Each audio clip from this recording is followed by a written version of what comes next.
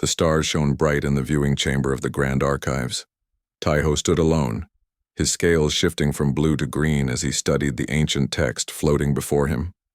Unlike other members of his species, Taiho believed in things others called impossible. Still chasing ghosts, researcher? The voice of Elder Miri echoed through the chamber. Her scales were a deep purple, marking her age and status. Taiho turned, bowing slightly. Elder Miri, I didn't expect anyone else here this late. The council worries about you, Taiho. This obsession with Earth is not healthy. She moved beside him, her long robes sweeping the polished floor. It's not an obsession, it's science, Taiho replied. He pointed to the floating text. These records from the Third Age mention a species called humans. They built machines, created art, and explored space before disappearing. Miri sighed. Stories to teach younglings about the dangers of aggression and environmental carelessness. Nothing more.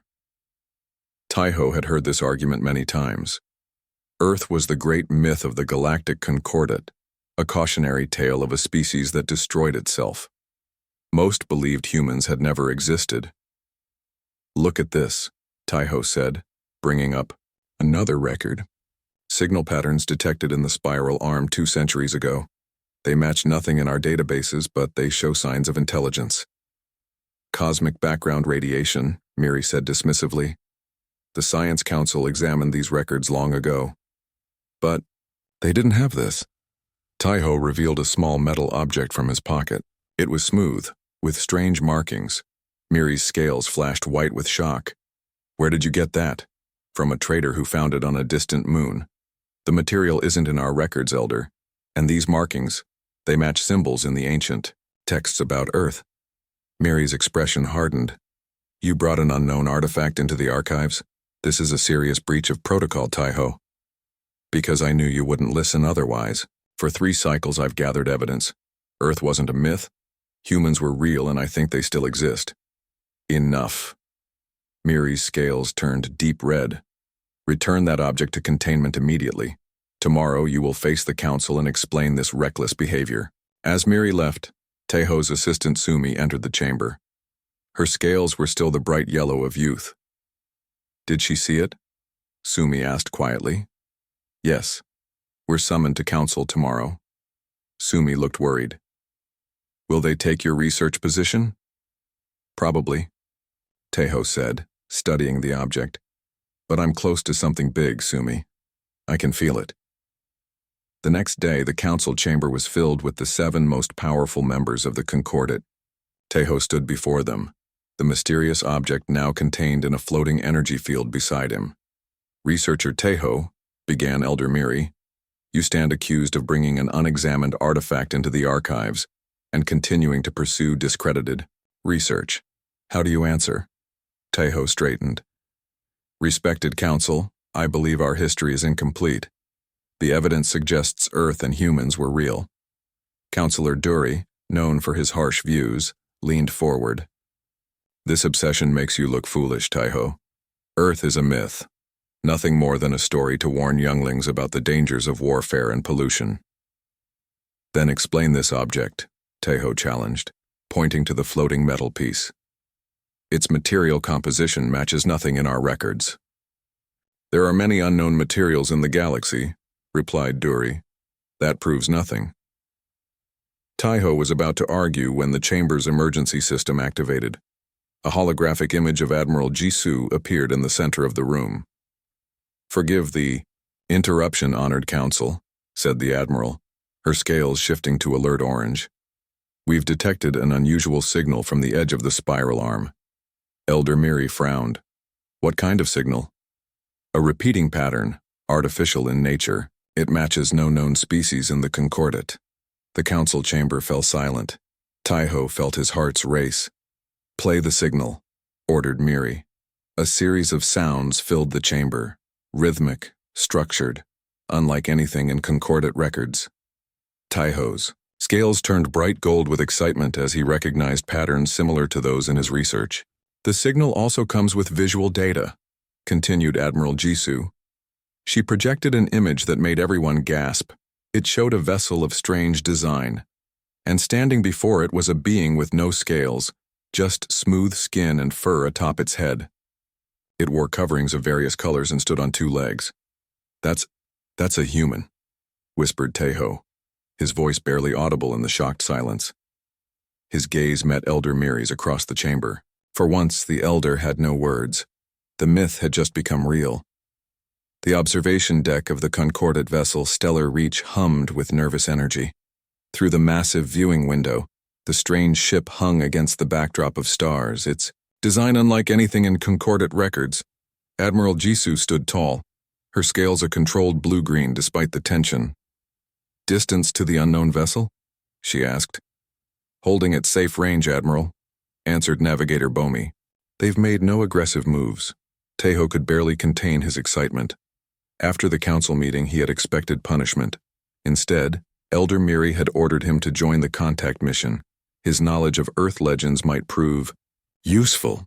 "They're hailing us again," reported Communications Officer Wu Jin. His young scales flickered between yellow and green, betraying his nervousness. Admiral Jisoo straightened her formal robes. On screen, the large display at the front of the deck flickered to life. The being that appeared had no scales, no thorns, and no feathers, just bare skin with strange growths of dark fur above its eyes and atop its head. It wore a fitted blue covering with silver markings on the shoulders. "Greetings," the being said in perfect Concordat language.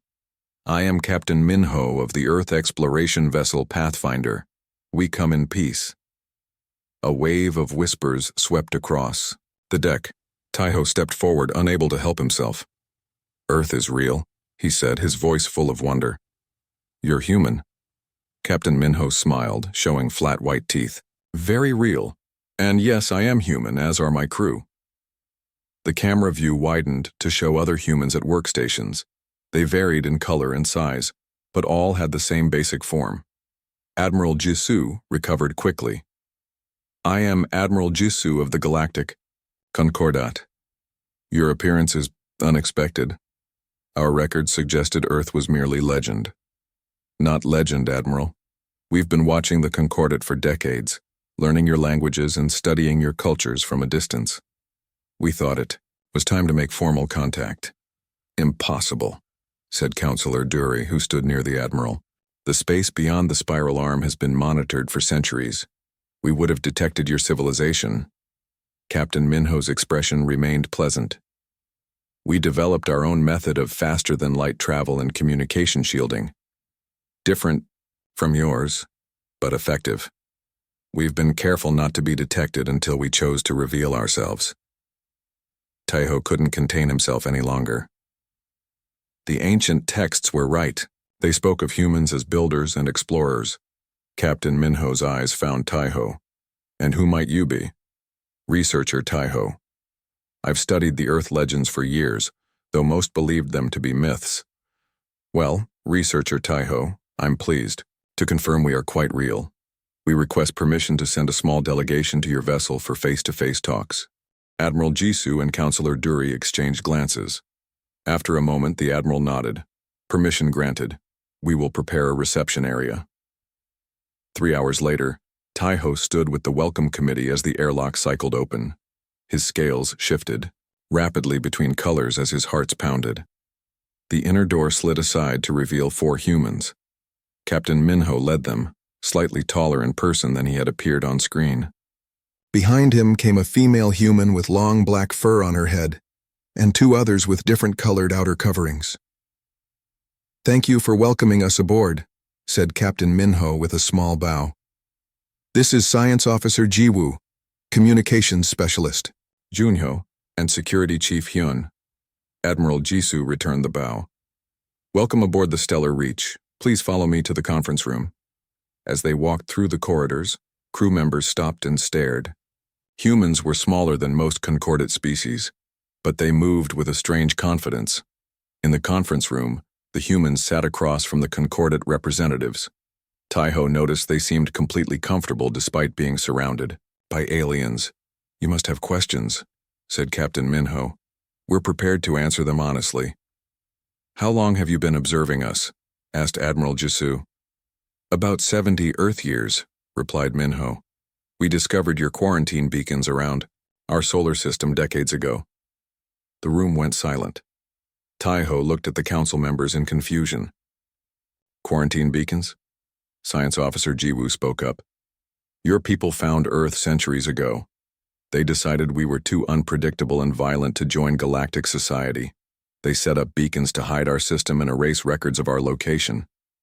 That's absurd, said Counselor Dury, his scales turning dark orange. We would never. We have the beacons, interrupted Security Chief Hyun. She placed a small device on the table that projected an image of a familiar concordate design. Ancient, but unmistakable. Taiho stared at the image, then at the council members. Their scales had all shifted to pale blue, the color of shock and disbelief. We didn't come to assign blame, said Captain Minho gently. We came to finally say hello to our galactic neighbors. Earth has changed since your ancestors found us. We'd like the chance to show you who we really are. The restricted section of the Grand Archives was silent, except for the soft hum of data terminals. Taiho had never been allowed in this area before. Now, with his new status as liaison to the humans, doors once closed to him had opened. These records go back 1,200 cycles, said Archivist Donghae, his old scales a pale gray. Few have access to them. Taiho nodded, his scales shifting to an excited yellow-green. I appreciate your help, Archivist. Donghae pulled up ancient files on a large screen. What you seek may be here. The exploratory period of the Third Age, when our ancestors first ventured beyond the spiral arm. For hours, Taiho searched through the records. His excitement slowly turned to shock as he found what he was looking for. The humans were right. 800 cycles ago, a concordate exploration vessel had discovered Earth. The captain's log described a beautiful blue planet with diverse life forms and a dominant species showing remarkable technological progress. They were afraid, Taiho whispered, reading the final reports. The explorers had observed human conflicts, their rapid technological development, and their unpredictable nature. The Concordate Council of that time had made its decision. Earth would be hidden, quarantined until humans either destroyed themselves or evolved beyond their violent tendencies. Taiho copied the files to his datapad and hurried to the diplomatic quarters where Admiral Jisoo was meeting with the human delegation. He arrived to find tension in the air. Human Representative Sungho stood before a display showing star maps while Counselor Dury's scales had darkened to angry red. Is this true? Admiral Jisoo asked when she saw Taiho. Did we quarantine Earth? Taiho placed his datapad on the table. Yes, I found the records. 800 cycles ago, our ancestors found Earth and decided humans were too dangerous to join galactic society. They established a quarantine zone and removed Earth's location from public records. Counselor Dury hissed softly. Our ancestors were wise then. Look at their history. War after war, they even developed atomic weapons. We acknowledge our violent past, said Sungho calmly. We don't deny it. But we've grown. We're not the same species your ancestors judged. Then explain this, said Dury, bringing up new star charts. These are human colonies we've detected beyond your solar system. You've been expanding in secret, against the quarantine. The human delegation exchanged glances. Captain Minho nodded to Sungho, who sighed. We detected and disabled your quarantine beacons 70 years ago, Sungho admitted. We've established 12 colonies outside our solar system. Small ones, research outposts mostly. We stayed away from concordate territories. Admiral Jisoo's scales shifted to a troubled blue-green. Why not announce yourselves sooner? We needed to understand who we were dealing with, replied Minho. Your ancestors hid our existence from the galaxy. We wanted to be sure of your intentions before revealing ourselves. Taiho studied the star charts. These colonies form a protective line between Earth and concordate space. A buffer zone, confirmed Security Chief Hyun. For our protection. Counselor Dury's scales darkened further. You see? They still think in terms of defense and territory. They haven't changed. With respect, Counselor, said Science Officer Jiwoo, wouldn't you take precautions if you discovered your species had been hidden away by an advanced civilization? Before Dury could respond, the door slid open. Elder Miri entered, her ancient scales a deep, calm purple. "The full council has reviewed the historical records," she announced. "What our ancestors did was wrong, even if they believed it was for the greater good." "Thank you, Elder," said Captain Minho with a respectful bow. "However," continued Miri, "this doesn't change our present situation. Humanity has expanded beyond the quarantine without permission. Some see this as aggression." "We seek only peaceful coexistence," said Minho. "We request formal recognition and open diplomatic relations." Miri nodded slowly. "The council is divided. Many fear what humanity's entry into galactic affairs might mean." News of humanity's existence had spread quickly through the concordate worlds. Public opinion was sharply divided. Some welcomed the newcomers, while others called for the quarantine to be reimposed, by force if necessary. That evening, Taiho found Captain Minho alone in the observation deck, looking at the stars. "Your people are afraid of us," Minho said without turning around. "Some are," admitted Taiho. "Change is always frightening." "Do you know what I find interesting about the quarantine decision?" Minho asked. "Your ancestors weren't entirely wrong about us. Humans can be dangerous. We fought terrible wars. We nearly destroyed our planet more than once." "Then why should we trust you now?" asked Taiho. Minho turned, his face serious. "Because we learned from our mistakes, and because the galaxy is more dangerous than your people realize. The Concordate has enjoyed peace for so long that you've forgotten how to face real threats." "What threats?" "Have you heard of the Krell?" Taiho's scales paled. "Border raiders. They attack remote outposts sometimes." "They're more than raiders," said Minho gravely, "and they're gathering their forces. Your people will need humans, Taiho, sooner than you think." The emergency alarms blared through the Concordate station Nimbus. Red lights flashed as people rushed to safety shelters. On the command deck, Station Director Yunha watched the tactical display with horror. "How many ships?" she asked, her scales pale with fear. 23 Krell vessels," reported her security chief. "They appeared from nowhere. Our outer sensors didn't detect them until they were almost on top of us." "Evacuate all civilians to the inner sections," ordered Yunha, "and send a distress call to Concordate Command." Across the station, families grabbed essential belongings and hurried to the designated safe areas. The Krell had been a minor nuisance. For decades, pirates and raiders attacking isolated outposts. No one had expected a coordinated assault on a major station. On the Concordate capital world, Taiho sat with Admiral Jisoo and the human delegation when the emergency message arrived. "Nimbus Station is under attack," said Communications Officer Woojin, his scales flashing distress patterns. "Multiple Krell vessels, they're requesting immediate assistance." Admiral Jisoo stood quickly. "Alert the defense fleet. I want all available ships moving now." "Nimbus Station has 5,000 civilians," said Taiho, checking the data, "plus a research facility." Captain Minho exchanged glances with his crew. "We can help," he offered. "The Pathfinder is combat capable." "We don't need human assistance," snapped Counselor Dury, who had been monitoring the diplomatic talks. "Our fleet will handle this." 6 hours later, they all stood in the command center watching the tactical display in silence. The Concordate defense fleet had engaged the Krell, but things weren't going well. The Concordate ships were larger and better armed, but the Krell fought with a savage intensity that seemed to catch the Concordate commanders by surprise. "They're using suicide tactics," said Admiral Jisoo, her scales dark with concern. "Ramming our larger vessels. And we've lost contact with the eastern quarter of Nimbus Station," added Woojin. "Let us help," said Captain Minho again, "before more lives are lost." Admiral Jisoo looked at the tactical display. 3 Concordate cruisers were already destroyed. Nimbus Station's shields were failing. "Very well," she said. "But your vessels operate under my command." "Understood," agreed Minho. He tapped his communication device. "Pathfinder, this is Captain Minho. Launch rescue operations. All ships deploy." Taiho's eyes widened as the tactical display updated. The humans hadn't come with just one ship. Hidden in the shadow of a nearby moon were 5 more vessels that now moved quickly toward Nimbus Station. "You concealed your fleet. From us," demanded Counselor Dury.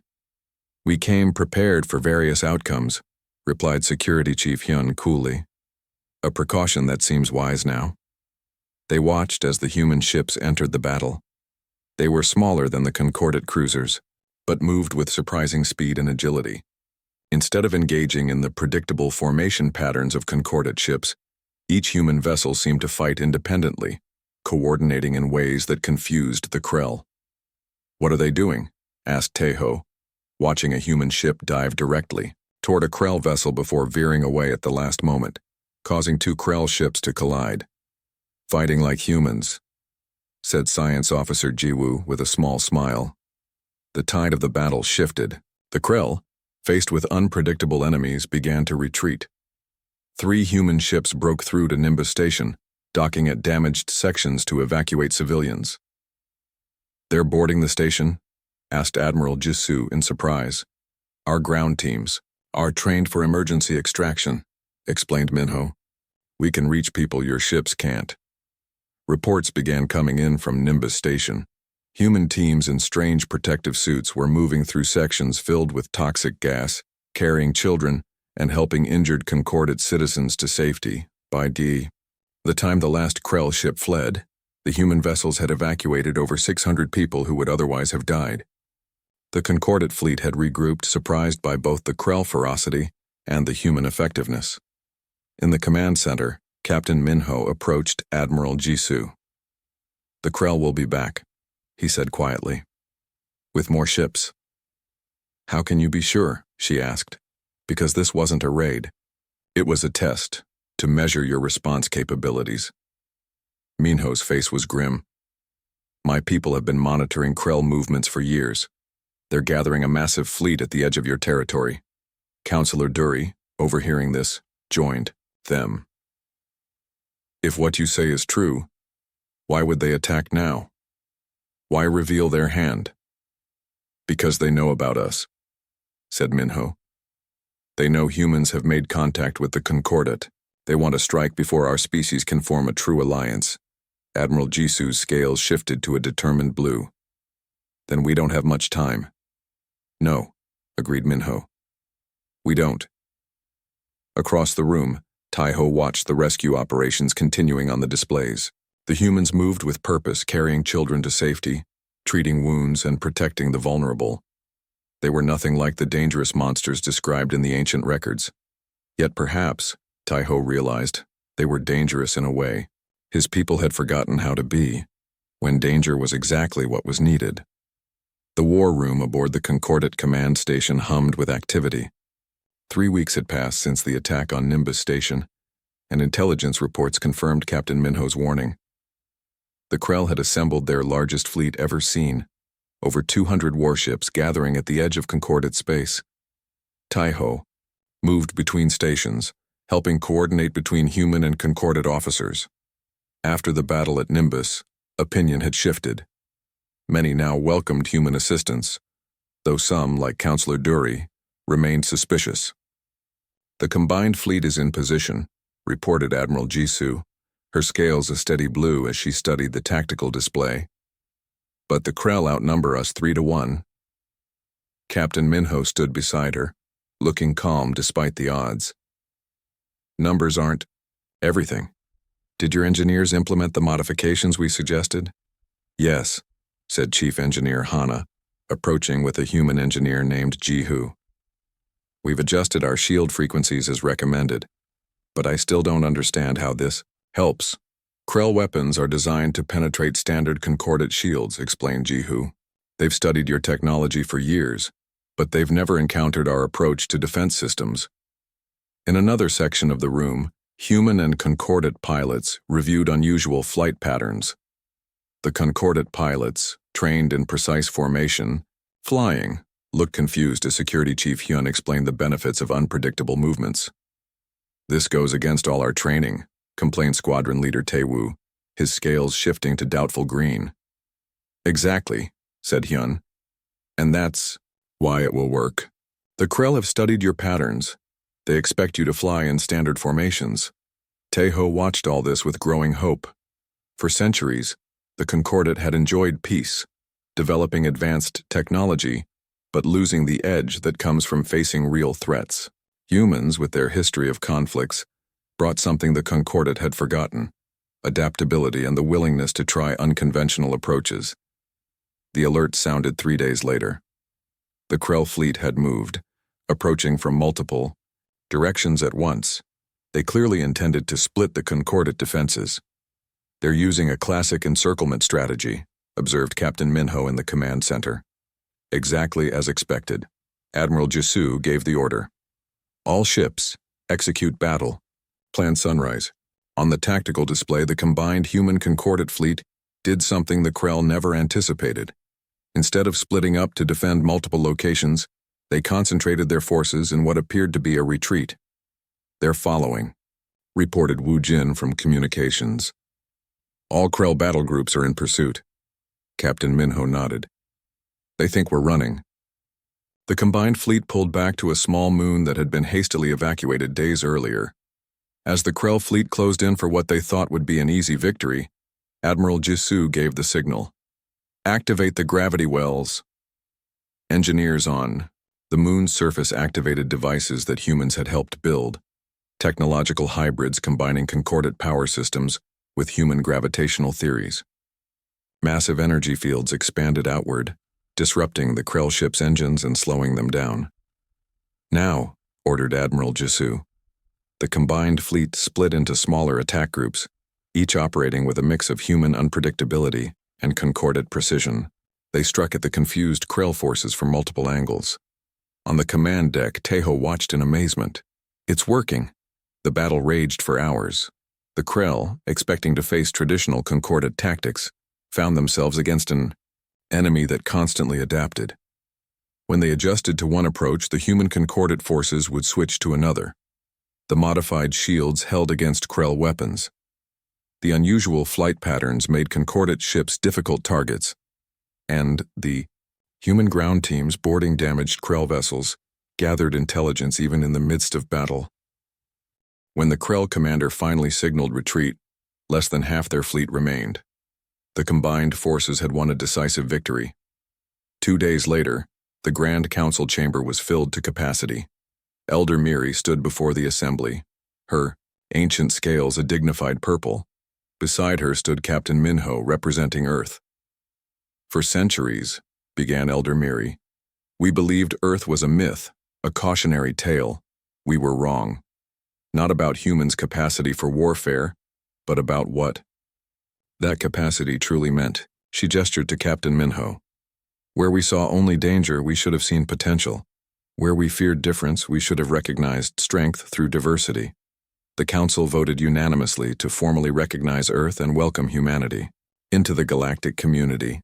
As the chamber erupted in cheers, Teho found himself standing next to Captain Minho. "How does it feel?" asked Teho. "To finally be acknowledged after centuries of being treated as a myth?" Minho smiled. "It feels like the beginning of something important. Your people have remarkable technology and knowledge. My people have experience facing challenges and adapting to them. Together, there's nothing we can't accomplish." Elder Miri approached them. "Researcher Teho," she said formally, "the Council has decided to appoint you as our first ambassador to Earth. You believed when others doubted. You have earned this honor." Teho's scales shifted to bright gold with surprise and joy. "I would be honored, Elder."